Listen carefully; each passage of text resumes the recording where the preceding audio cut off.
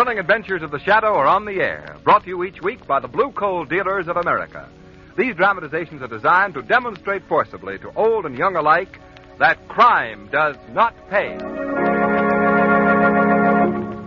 Before the Shadow starts today's adventure, time out for a little memory test. How many of you remember this old rhyme? The north wind doth blow, and we shall have snow. And what will you householders do then? Well, if you're wise, you'll be prepared for that emergency with a bin filled with blue coal. For blue coal gives you clean, radiant warmth that's not to be sneezed at. Yes, there's less chance of head colds and chest colds alike when your home is healthfully, evenly heated with blue coal. Phone your neighborhood dealer tomorrow. He'll show you the easy, economical way to heat your home.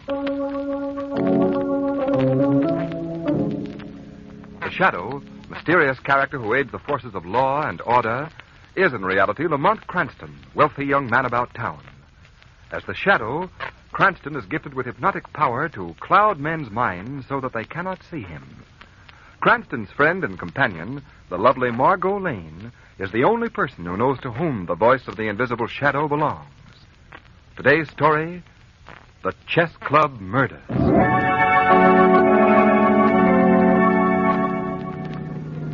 Shrevey, will you drop me off at the Black Rook Chess Club and then drive Miss Lane home? Chess Club, Miss Lane, home. Oh, sure, Miss Clancy. Well, why the hurry to get to this club, Lamont? I'm due there right now for a director's meeting, Margot. Oh, Lamont, that's the dullest thing I've ever heard of. A director's meeting at a chess club. Nothing dull about it. You see, there's quite a feud going on down there. May split the club wide open. Oh, it sounds momentous. What's the trouble, dear? Did someone try to change the color of the squares? All right. Have your fun. Well, what else could a chess club feud be about? Well, it's a long story, Margot. Hey, Mr. Cranston, hey. Yes, Shrevey? Can you see that there new sign on the Evening Star building? Look at it. All the late news is spelled out by them moving electric lights. Yes, I've seen it, Shrevey. Yeah. Ain't science fantastical, huh? It certainly is. Oh, by the way, Margot, that innovation is the work of Raymond Packer, the publisher of the Star. Oh. He's one of my opponents in the chess club feud. He's the leader of the faction that wants to... Look. Huh? That sign is spelling out something about the chess club. What? Well, so it is. Slow down, Shrevey. Yes, sir. Judge Harold Walker, president of the Black Rook Chess Club, was just this minute found in the library of the club, murdered. Shrevey, take me to the chess club at once.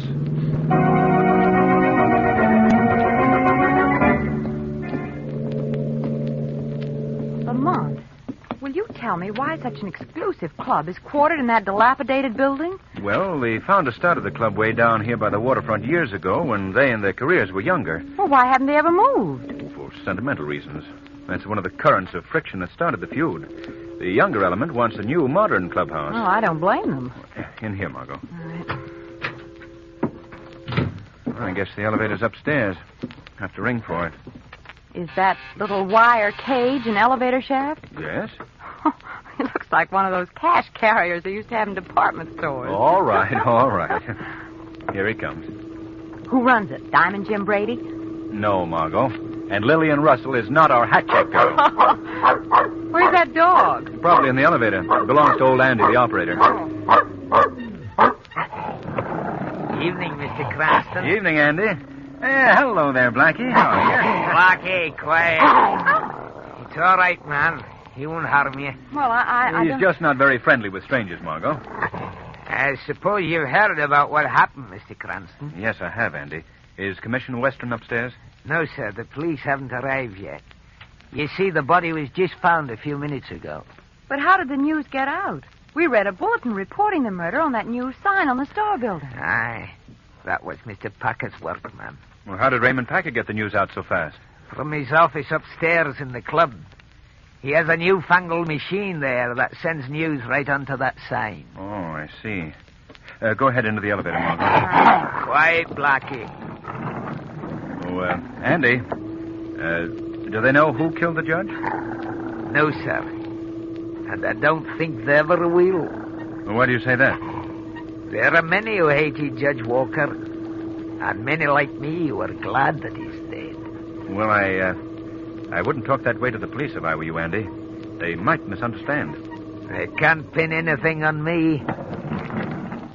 Watch your step, Mr. Cranston. What do you mean, Andy? I mean getting out of the elevator.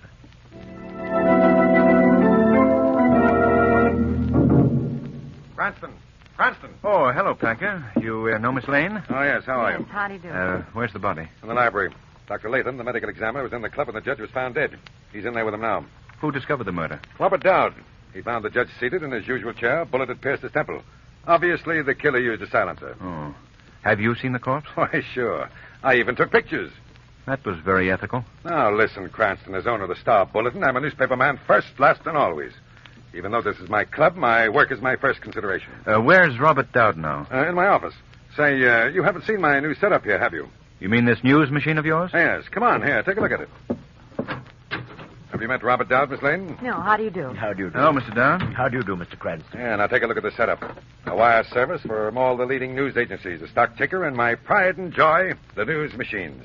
Well, it looks like a large typewriter. Well, that's the baby I scooped the town with on the murder story. I typed it directly onto the news belt that encircles my building. Oh, remarkable.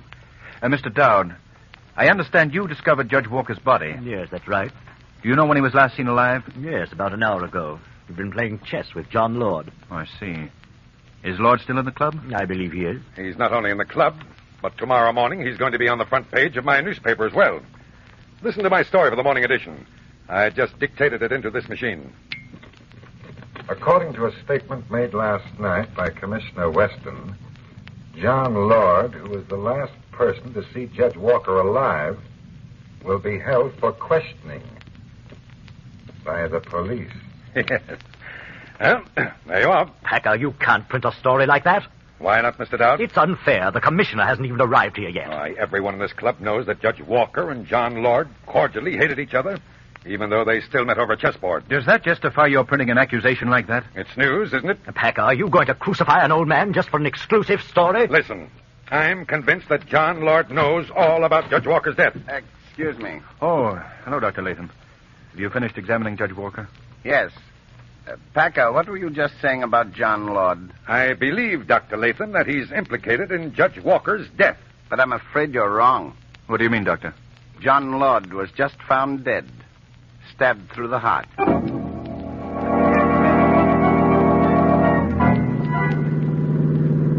Well, that was a highly informative session, Lamont. Yes. 2 men murdered, and any one of 50 club members could have committed the crime. Make that 51, Margot. Why? What do you mean? Old Andy, the elevator man, is eligible for that list. Well, Lamont, do you seriously suspect old Andy of being the murderer? I can't answer that, Margot, until later on this evening. What's going to happen then? I'm planning to pay a call on the old man. I shall visit him as the Shadow.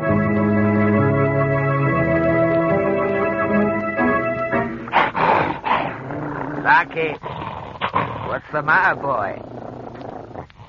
What is it? Why are you growling? Be quiet, Blackie. What was that? Who laughed? I think you've heard of me, old man. Who's speaking? I can't see anyone. I am called the Shadow. The Shadow? The man who's invisible? That's right. What are you doing here? Why have you come to see me? I'm seeking information. Information about the men who were murdered in the club upstairs. Why have you come to me? Because I believe that you were implicated in the crime.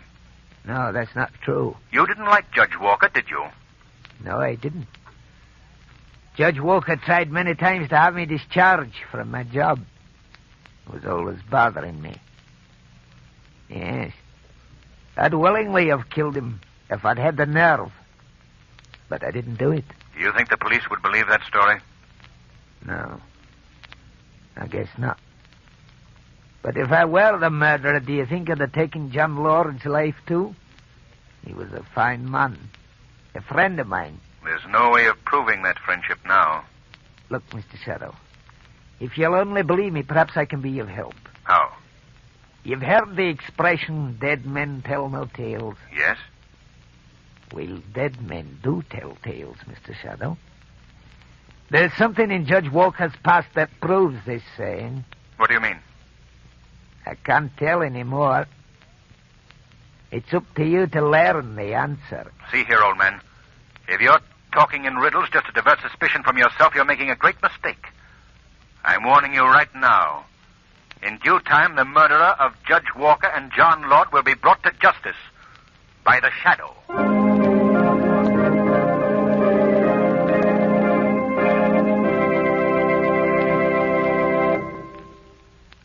More from the Shadow in just a moment. But first, remember the old saying, an apple a day keeps the doctor away? Well, nowadays, there's a new saying. The blue coal way keeps the doctor away. And that's not the least bit surprising either. For blue coal is America's finest hard coal, specially prepared for low-cost, convenient home heating. It distributes a steady flow of uniform, healthful heat from cellar to attic. Yes, an even-burning, long-lasting blue coal fire in your furnace is your best safeguard against winter colds caused by drafty floors and chilly, underheated rooms. So keep the doctor away the blue coal way. And when you phone in your order, be sure to ask your dealer about a blue coal heat regulator. He'll be happy to give you a free demonstration of this efficient, modern thermostat that opens and closes dampers automatically and saves you money by saving fuel. His name is listed in the Where to Buy It section of your classified telephone directory under the words Blue Coal. Consider health, economy, and comfort. Phone your neighborhood blue coal dealer tomorrow.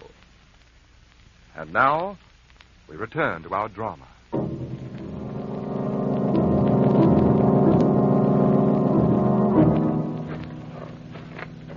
We'll stay in the shadow of this hedge until we reach the house, Margot. Is there anyone living here now, Lamont? I don't believe so.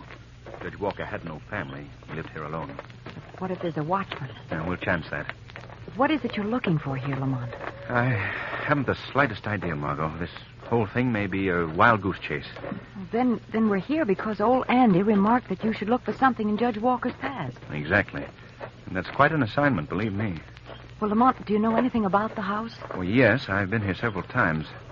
I'm looking for the judge's study. That's where he kept all his private papers. But if you don't... Shh, quiet, Margot. What's wrong? Look, inside the room. There's someone there. See the beams of a flashlight? Yes. You'd better wait out here, Margot. I'm going inside and confront our fellow marauder as the Shadow.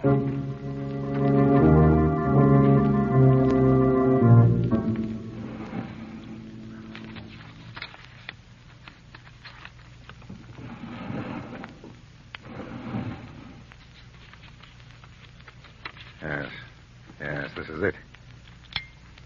Who's that? Who put on those lights? I did, Mr. Packer. Oh, where are you? I don't see any. Oh, I believe I know who is here. It's the Shadow, isn't it? That's correct, Mr. Packer. I had a hunch you'd bust in on this case. Just what are you holding behind your back, Packer? Why, it's just a book, that's all. A book? May I see it, please? Why? What interest would you have in it? The same interest that you have, Packer. I believe that we came here seeking the same objective. And that objective can only be that book. Why is it so precious to you? It's just a book that I've wanted to read. So you came here in the middle of the night to the house of a murdered man to borrow it. Is that it? Yes. That's my story. Can you think of a better one? A much better one. One that implicates you in the murders of Judge Walker and John Lord. Oh, no. You're shooting in the dark now, Shadow. Then how else can you explain your presence here? Line of duty. I'm a newspaper man, you know. Yes, and I also know that you'd stop at nothing to manufacture a good story, even murder. You'd have a tough job proving that. Yes, but perhaps possessing that book would help. Now, wait a minute. You can't have that. But I do have it, Mr. Packer, and I intend to keep it. I see. You think you're pretty clever, don't you, Shadow? Well, let me put you straight on one thing. What's that? I didn't kill Judge Walker, or John Lord either, but I'm going to beat you at your own game. I'm going to discover their murderer before you do, and when I do, I'll tell my readers just who I outwitted to get the story. Yes. Good night, Mr. Shadow. You'll have to work fast, Packer, very fast. Margot, are you out there? Yes, what is it, Lamont? I think I've discovered our clue. What is it? This book. I'll hand it down to you. All right. Murder on a Bet by Harold Walker. That's Judge Walker, Margot. He wrote this book many years ago. What is it about? A mystery novel, I suppose. There's no tying it in with the judge's death until we read its contents. One thing, though. Old Andy may have been telling the truth when he said, dead men do tell tales.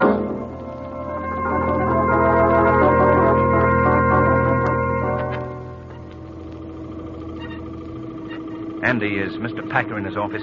Aye, he's busy working. Here we are. Thank you, Andy.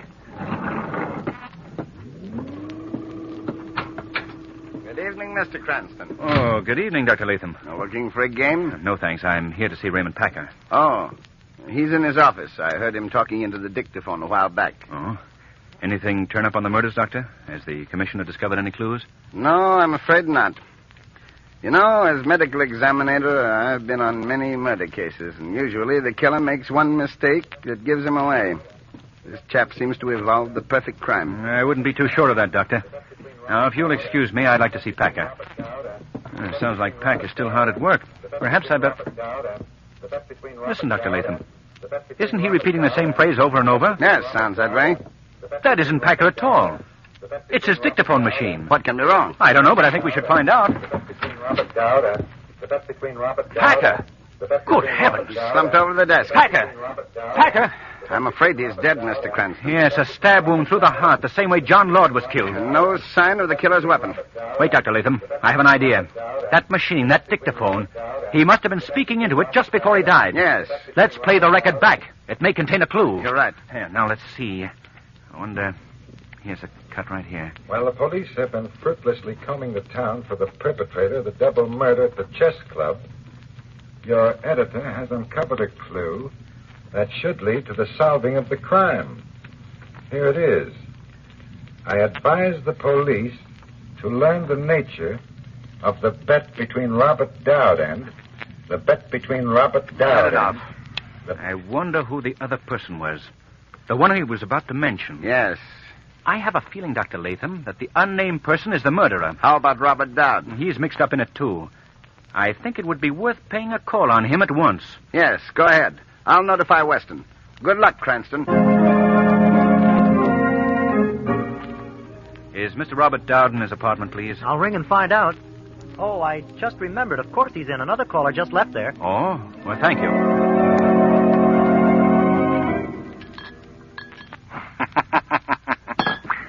Careful of your glass, Mr. Dowd. Who's there? I see no one. Who are you? I believe you might know me as the Shadow. The Shadow. Yes. Yes, I know you. At least by reputation. Then you know that I'm here to learn about the double murder at the chess club. Why do you visit me? Because you have been a party to those murders. You're crazy. Perhaps I should remind you of a certain bet that you made. Does that refresh your memory? Does it? No. A bet that employed human lives as its stake? I have proof of this cold-blooded wager, Mr. Dowd. I don't know what you're talking about. Oh, I see. You've been warned to remain silent. Perhaps by the caller who was just here. I had no caller. You're lying. Those 2 drinks on your desk. Your visitor's cigarette is still smoldering. This visitor was the man you made the wager with, wasn't he? I'm not going to say a thing. I'd advise you to change your mind on that score. Because you yourself may be the next victim. You're just guessing. You don't know what you're saying. I'll prove to you that I do. You made a bet with this person that he couldn't get away with murder. This plan of murder that your friend followed was taken from a book that was written years ago by Judge Walker. A book called Murder on a Bet.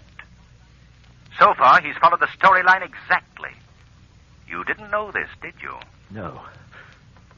Well, for your information, Robert Dowd, the next chapter in this bloody volume is one not yet reenacted. But it deals with the killing of the man who wagered with the murderer. Now, will you admit that you made this bet? Yes, I did make it. But when I made it, I never thought that he was serious. I thought it was a joke. Believe me, Then when the killing was started, I was afraid to tell the police. I was afraid that I would be... Dowd, what's the matter? My breath. I can't get my breath. That drink of yours. Something's been put into it. Yes, Yes, that must be it. Your caller did that to silence you, Mr. Dowd, just as I said he would. I can't breathe. Who was this caller, Dowd? Tell me who the murderer is. All right. All right. He... Yes, yes? Dowd. Dowd. He's dead.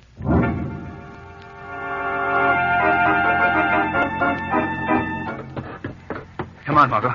Just one more flight to the chess club. I wonder why Andy didn't answer the elevator buzzer. That's what I want to find out. Do you suppose another chapter in the book has been played? I hope not. Here we are. All right. Come on in, Margot. Lamont, the lights are out. Yes. Andy. Andy. Where are you? Andy, why don't you...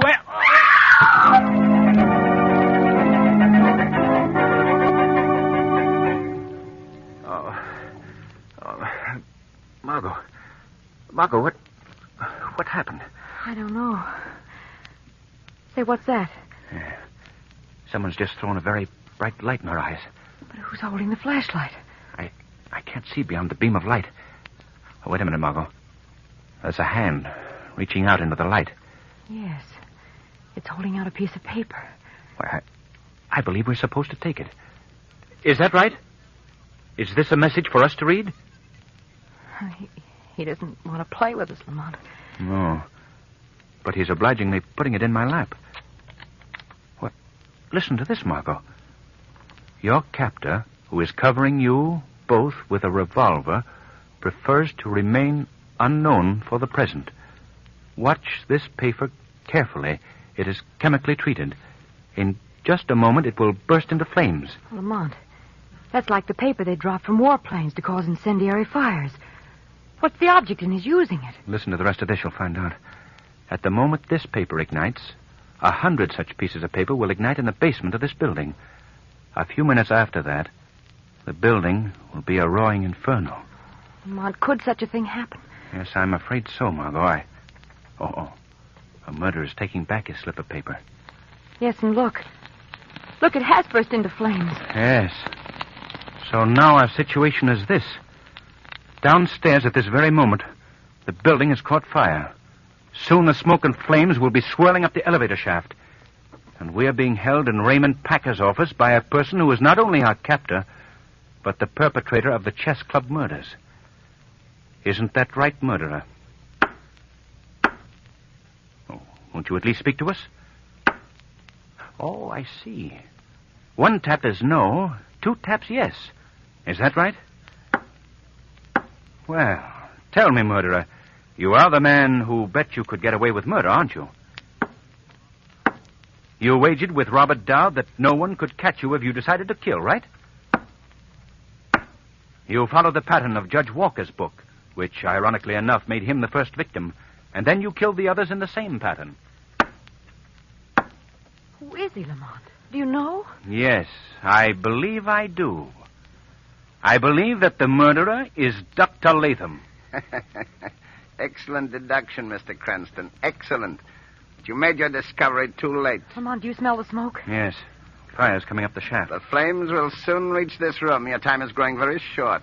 I see, Dr. Latham, that you have even chosen to reenact the final chapter. The killer's taking his own life in a burning building. That's right. Lamont, the smoke is choking me. What are you writing on that typewriter, Cranston? Just my ABCs, Doctor. Nervous habit of mine whenever I'm in a tight spot. Well, stop it. Oh, now, Doctor, you wouldn't begrudge a man who's about to die a little pleasure, would you? Stop it, I say. Oh, very well. That's better.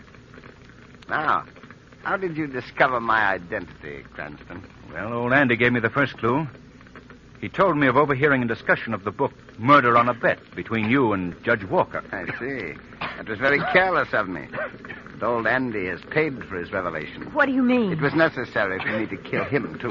Oh, you're mad, Doctor, mad. I was just following the plan of the book. And that's why you took Robert Dowd's life, too, eh? Yes, Dowd was a very timid man. I was afraid he might welch on our wager. Oh, Lamont, the smoke. You haven't much longer to suffer, young lady. Soon we shall all be wrapped in flames. You might be mistaken about that, Dr. Latham. How? You recall telling me here earlier this evening that a killer usually makes one mistake? Yes, but I haven't. You're wrong, Dr. Latham. What do you mean? You have made a mistake. A very simple mistake. As simple as ABC. What are you talking about? I'm referring to the ABCs that I wrote on this machine that you thought was a typewriter. But in reality, it's Raymond Packer's news machine. No. Yes. And your guild has been read by thousands of people on that sign on the Star Building. What? You... And now I'll take that gun, Doctor. There we are. You think you've tricked me, don't you? You think you've gained the upper hand? I do. Listen. You hear those sirens?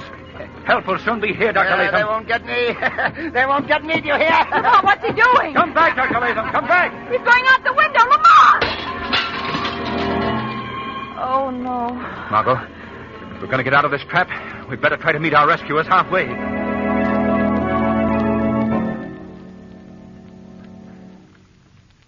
Lamont, to think that all those things could happen at a chess club. I always told you, didn't I, that it was a very exciting game? Exciting.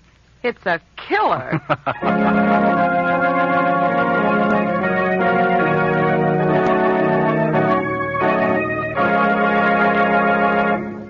We'll hear from the Shadow again in just a moment. But first, we present John Barclay, America's home heating expert. Mr. Barclay. Thank you, Ken Roberts, and good evening, friends. These are certainly busy days for your neighborhood blue coal dealer. Yes, around this time of year, he's really got his hands full. But no matter how much he has to do, your blue coal dealer is never too busy to give his personal attention to your individual heating problem. You see, your friendly blue coal dealer is different from an ordinary coal man. In most communities, he's an institution. His office is a regular clearinghouse for free information on low-cost home heating. You'll find him pleasant to deal with, too. And besides, he's dependable.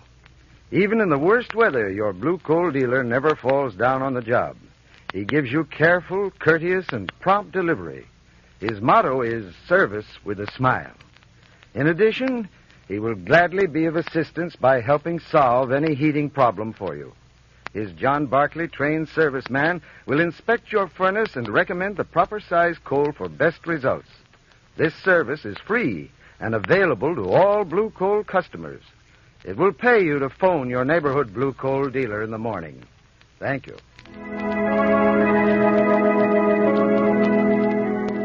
Today's program is based on a story copyrighted by the Shadow magazine.